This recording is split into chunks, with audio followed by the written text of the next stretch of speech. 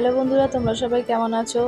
বন্ধুরা, আজকে তোমাদের সাথে আমি একটি পটলের নতুন রেসিপি শেয়ার করতে চলেছি। তোমরা তো পটল পোস্ত, পটল চিংড়ি, পটল ভাপা অনেক খেয়েছো, তো একবার এই রেসিপিটা ট্রাই করে দেখো, আশা করি তোমাদের ভালো লাগবে।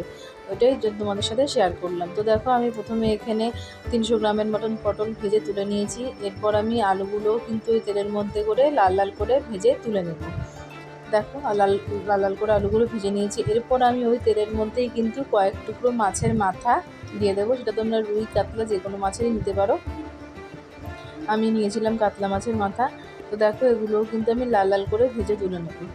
আমার আলু, পটল, মাছের মাথা এভাবে ভেজে সব কড়া করে তুলে রাখবো।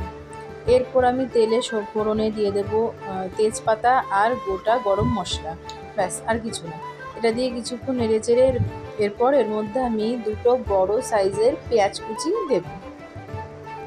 দেখো, এই পেঁয়াজ কুচিটাকে কিন্তু আমি ভালো করে ব্রাউন করে ভেজে নেব, বেশি কড়া না, হালকা করে একটু ভেজে নেব নেড়ে চেড়ে। তারপর আমি এর মধ্যে দিয়ে দেবো, দেখো পেঁয়াজটা আমার হালকা করে ভাজা হয়ে গেছে। আর কয়েকটা তেল পটকা ছিল, সেটাও কিন্তু আমি পেঁয়াজের সাথে ভেজে নিয়েছি, দেখতেই পাচ্ছ। এরপর আমি এর মধ্যে দিয়ে দিয়েছিলাম 1 টিস্পুন আদা রসুনের পেস্ট। এবারে এই আদা রসুনের পেস্টটাকেও কিন্তু এর সাথে ভালো করে কষিয়ে নেব পেঁয়াজের সাথে।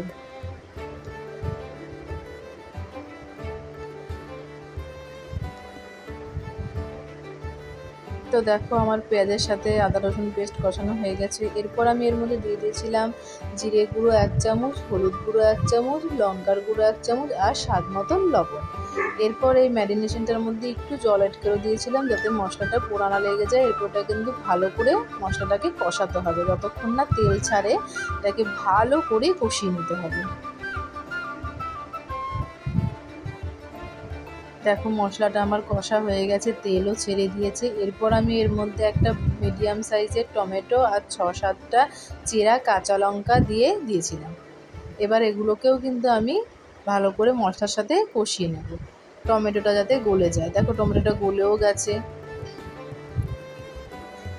এরপর আমি যা ভেজে রেখেছিলাম আলু, পটল আর মাছের মাথা দিয়ে এই মশলাটাকে ভালো করে কষিয়ে নেব, যাতে সবজিগুলোর মধ্যে মশলাটা ভালো করে ঢুকে যায়। তো দেখো, মশলাটাকে ভালো করে কষিয়ে নিয়েছি। আর এর মধ্যে এবার আমি দিয়ে দেবো পরিমাণ মতন জল। যে যতটা জল দিতে চাও সেইখানে কিন্তু ততটা গ্রেভি রাখতে পারো। তো দেখো, আমিও দিয়ে দিয়েছিলাম এতটা জল। এরপর আমি কিন্তু ঢেকে রেখে দেবো সবজিগুলো সেদ্ধ হওয়ার জন্য। তো 10 মিনিট পর আমি দেখো, আমার কিন্তু সবজিগুলো পুরো সেদ্ধ হয়ে গেছে, আলু, পটল সব সেদ্ধ হয়ে গেছে। ব্যাস, আমার প্রিপারেশনটা রেডি। এরপর আমি নামানোর আগে এর মধ্যে দিয়ে দিয়েছিলাম 1 চামচ মতন গরম মশলার গুঁড়ো। ব্যাস, দেখো তৈরি হয়ে গেছে আমার একটু ভিন্ন স্টাইলের পটলের রেসিপি। তো তোমরাও কিন্তু এরকম ট্রাই করে দেখতে পারো, খেতে কিন্তু দুর্দান্ত লেগেছিলো। আর আমার ভিডিওটা যদি তোমাদের ভালো লাগে তাহলে অবশ্যই লাইক করো, কমেন্ট করো, শেয়ার করো আর আমার পেজটা ফলো করে আমার পাশে থেকো। আর এই রেসিপিটা অবশ্যই কিন্তু একবার ট্রাই করে দেখো, যদি ভালো লেগে থাকে তাহলে অবশ্যই তোমাদের ভালো লাগবে আশা করি। টাটা।